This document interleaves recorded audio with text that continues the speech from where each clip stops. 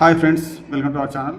So ఈరోజు మనం వచ్చేసి అథమెటిక్ రిలేటెడ్లో క్వశ్చన్ గురించి నేర్చుకుందాం. ఈ క్వశ్చన్ మనకు ఎస్ఎస్సి CGL 2018లో రావడం జరిగింది. సో ఇక్కడ క్వశ్చన్ వచ్చేసి when a number is increased by 40 it becomes 125% of it self, what is the number?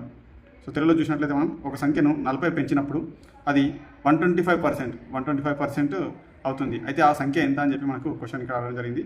ఈ క్వశ్చన్ మనకు ఎస్ఎస్సి CGL 2018లో అడగడం జరిగిందండి. సో ఇక్కడ మనకి ఆప్షన్స్ వచ్చేసి option A 200, option B 60, option C 160, option D 100 ఇవ్వడం జరిగింది. సో మనం క్వశ్చన్ కనుక సొల్యూషన్ కనుక గమనించినట్లయితే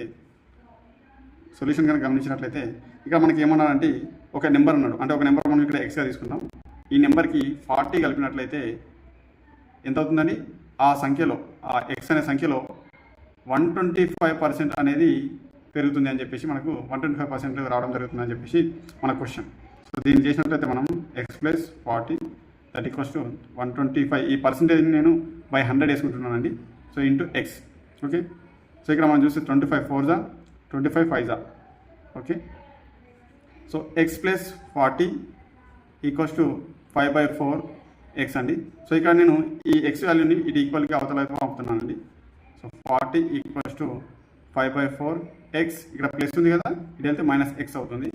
so 40 equals to 5/4 X minus X. So ఇక్కడ మనం ఎల్సిఎం కనుక తీసినట్లయితే 4 అండి. 5x minus 4x. So 40 equals to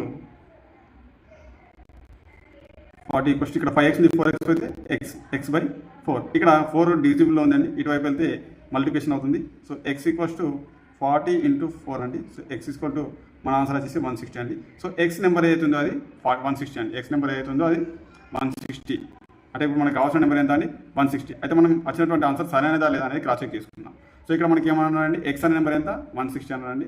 so దీనికి 40 కలిపితే ఇది 160లో 125% అవుతుందని చెప్పి చెప్పడం జరిగిందండి. 125% ఎంతలో? 160లో. ఓకే, సో గమనిద్దాం. ఇక్కడ ఎంత అవుతుంది? 200. సో 125% అంటే 125/100 ఇంటూ 160. ఓకే, సో ఇక్కడ 0 0 క్యాన్సల్. 2 4 2 8 2 5 5 1 5 2 10 5 5 25.